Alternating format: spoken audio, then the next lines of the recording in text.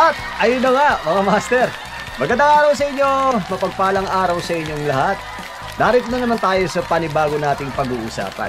Ano nga ba yung pag-uusapan natin mga master? Magbibigay ako sa inyo ng ilang pamamaraan at ilang tips kung ano-ano nga ba yung mga pwede nyong i-adjust kung kayo ay hindi komportable sa inyong bisikleta. Kapag kayo ay nagra-ride, medyo may nananakit, medyo hindi kayo komportable. Bibigay ko sa inyo yung mga paraan na yon at kung ano yung mga pyesa at ano yung mga part ng bisikleta nyo na pwede nyong i-adjust para sakaling maging masaya ang inyong pagbibisikleta at mag-improve at hindi kayo makaramdam ng kung ano-ano sa inyong bisikleta habang kayo ay nagsi-short ride or naglo-long ride. Okay? Kung interesado ka rito, master, abay standby ka lang. Ako nga po pala si Papa Jack at narito ka ngayon sa Bike Talk with Papa Jack.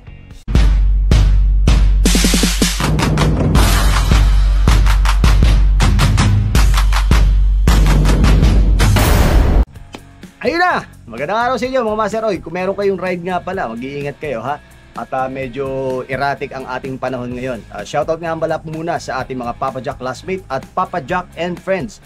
At shoutout nga pala sa Pack Here Outdoor, Rock and Roll, Roosevelt Bicycle Center at Stingray Therapeutic Spray. Okay, bakit nga ba natin gagawin tong video na to, master? Bakit natin bakit tayo magbibigay ng tips sa mga kaibigan natin na wala pang kaalaman o wala pang experience sa kanilang pagbibisikleta at basta tira lang sila ng tira sa pagbibisikleta?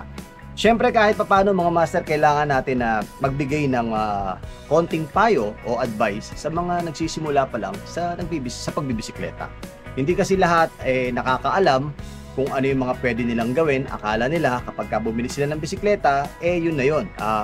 Masarap na, komportable na. Pero along the way, habang sila ay nagbibisikleta, nakakaramdam sila ng stress na talagang hindi naman dapat. Kapag nagbibisikleta ka, hindi ka dapat makaramdam ng stress. Dapat makaramdam ka ng happiness. Di ba? Tama naman, di ba? Pagka nagbibisikleta tayo, dapat nakakaramdam tayo ng happiness. At the same time, nakakaramdam tayo ng ginhawa sa pakiramdam, ginhawa sa katawan. Hindi dapat tayo nakakaramdam ng stressfulness. Okay, kaya nandito si Papa Jack at ibibigay ko sa iyo yan, master. Unang-una nating bibigay na tips, mga master. Kung ano yung mga dapat nating i-adjust sa ating bisikleta. Unang-una na dyan, syempre, master, i-adjust mo yung saddle mo. Sa saddle natin, mga master, meron tayong tinatawag na setback at meron tayong tinatawag na lean forward. Yung adjustment ng saddle natin, napakahalaga nun. Isa sa pinakamahalaga yun kung gaano tayo kalayo at kung gaano tayo kalapit ng reach sa ating manibela. Kasi kapag masyado tayong mahaba, masyado tayong malapit, hindi tayo komportable. Ngayon, sa pag-adjust mo ng front, sa pag-adjust mo sa forward, pag-adjust mo sa backward, magiging komportable ka sa paraan kung saan ka sanay at saan ka makakaramdam ng comfort sa iyong pagbibisikleta. Kahit ikaw ay naka-MTB, kahit ikaw ay naka-gravel bike, kahit ikaw ay kahit na anong bisikleta ang gamit mo. Sa pamamagitan ng pag-a-adjust mo ng saddle mo, pa-forward man o pa-backward, malaking bagay na yung saddle mo angkop sa natural mong posisyon, yung hindi ka effort. Okay? So malaking bagay ang adjustment ng saddle. Alam mo na ha? At sumunod natin mga master, ito pangalawa na to master ha. Yung brake lever natin. Yung brake lever natin kailangan mapa STI ka man, mapa naka-drops ka man o mapa MTB ka man. Dapat sakto lang yung pag-adjustment natin ng posisyon ng lever natin. Hindi ka dapat magbi-brake ng nakataas, hindi ka dapat magbi-brake ng inire-reach mo sa ibaba. Dapat kung saan komportable at effortless yung reach mo, yun ang gagawin mo. Hindi pwedeng bibigyan mo ng effort kada magbe-brake ka. Dahil kapag ka ginawa mo yun, malilimitahan yung comfort mo kapag ikaw ay nagbibisikleta. Even sa drops. Sa drops, may adjustment yung lever ng drops. STI natin kung gaano kalayo yung dapat nating i-reach.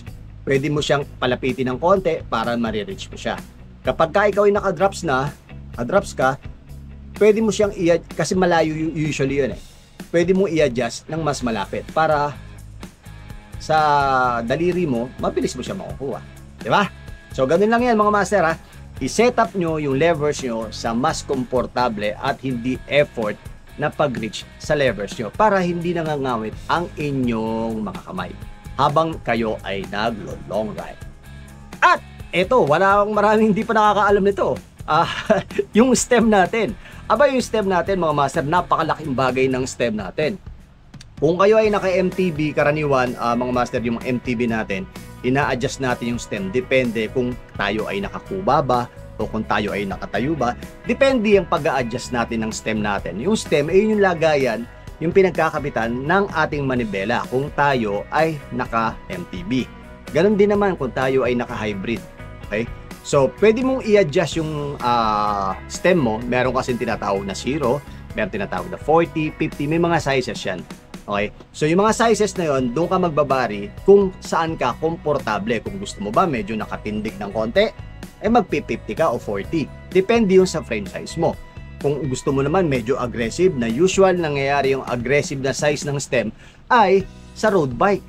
Karaniwan kasi ang road bike, wala namang chill dyan. Walang chill ride sa road bike. Kaya lahat ng mga naka-road bike, mga malalakas yan, mga powerful yan. Karaniwan ng mga road bike, naglalaro sila sa 100. Standard karaniwan sa mga road bike, 100. Bibihira ako nakakita ng mga 90 kasi 90 medyo maiksi na yun para sa kanila. Yung 100, aggressive na yun para sa road bike. Pero kung ikaw naman, kung mapapansin mo sa mga MTB, paliitan ng stem. Kasi the more na mas maliit, mas comfort ka. Mas kuhang-kuha mo yung steering ng iyong MTB. Kaya magsiset-up ka ng stem mo depende sa reach na gusto mo. Depende sa posisyon na gusto mo. Kung gusto mo mag-XC, magne-negative ka, pababa. Yun, talagang high speed yun. Aggressive look yun. Kung gusto mo naman ng chill ride, mag-short stem ka, tapos standard lang size, yung 00. Kung gusto mo naman na medyo kalmado lang din, pwede kang mag-80, pwede kang mag-60, 70, depende sa'yo yan. O kung gusto mo naman talaga na medyo kalmado, tipong para ka lang namamalengket, namamasyal ka sa dalampasigan, pwede ka mag-positive. Meron tayo sa stem na tinatawag na positive at meron tayong tinatawag na negative. Ito yung standard, yung 00, yung straight lang. Okay? So, piliin mo lang yung stem na kailangan mo kung sakali ikaw ay magbibisikleta at gusto mong comfort sa iyong pagbabike para hindi manakit yung lower back mo. Malaking bagay na mag-adjust ka ng stem mo. At sumunod natin, ito ang sumunod natin. Sa bawat bisikleta natin, meron tayong tinatawag ng mga sizes ng wheelset. Yung wheelset natin, mga master, malaking factor 'yun para sa ating pagbibisikleta. Kung ikaw ay halimbawa nasa 5'5", 5'4", 5'3", siguro mas i-suggest ko mag 27.5 ka. Okay? So kasi kapag ka nag 27.5 ka, at least yung ground reach na reach mo. Kung ikaw ay naka medium frame, kung ikaw ay naka small frame, mas maganda kung ikaw ay naka 27.5. Kasi kung naka 29er ka, okay lang din naman kung naka 29er ka. Kaya lang the problem is yung reach mo medyo stressful. Tsaka yung kung medyo medyo maliit tayo, yung padjak natin sa crank medyo mas mabagal tayo compare kung mas malaki tayo at swak sa atin yung sukat natin. Kung 29er ka tapos 5'8", 5'7", okay lang yon.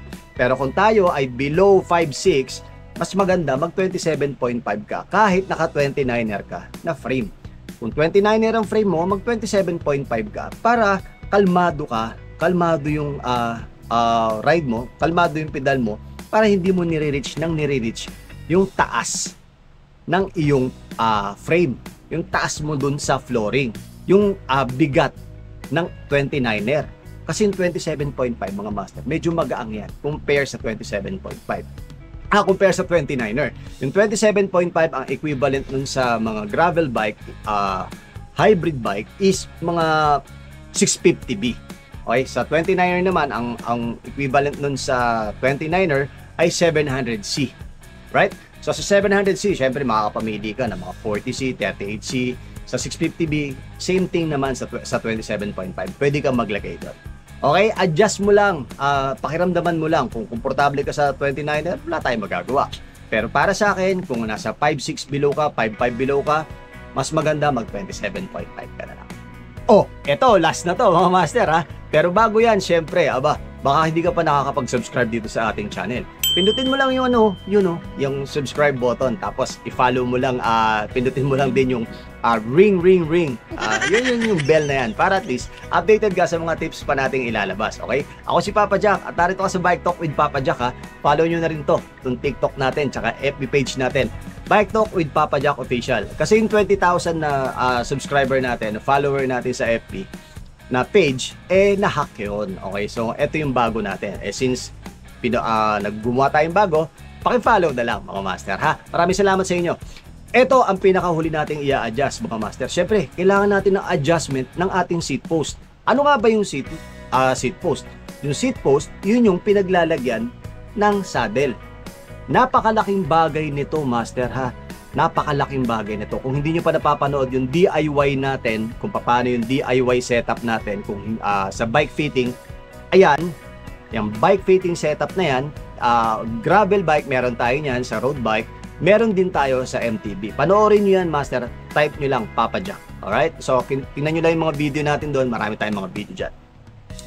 Yung seat post natin, malaking factor to para tayo ay maging komportable sa ating pagpadyak. Dahil dito magde-determine kung tama ba yung strike mo sa crank. Kasi kung kayo ay pipedal nang nire-reach nyo nang nire-reach yung crank hanggang sa flooring, medyo masyadong mataas. I-adjust nyo sa mas mababa, yung kahit papano, nare-reach nyo ng mas maayos at napapaikot nyo ng mas maayos yung crank ng effortless. Kasi mga master, ganito yan. Kung masyadong mataas ang crank mo, yung hips mo gumagalaw. Gumagalaw yung hips mo, para kang kumikembot. Gumaganon ka ng gumaganon. So, bad yun. Hindi maganda yun. Pag uwi mo ng bahay, masakit ang hips mo. Masakit ang pelvic mo. Okay? So, mas maganda, i-adjust mo yung seat post mo sa tamang paraan na dapat ang gumagana lang sa'yo ay legs. Hindi ka dapat gumagamit ng pelvic, ng lower back kapag ikaw ay nagbibisikleta.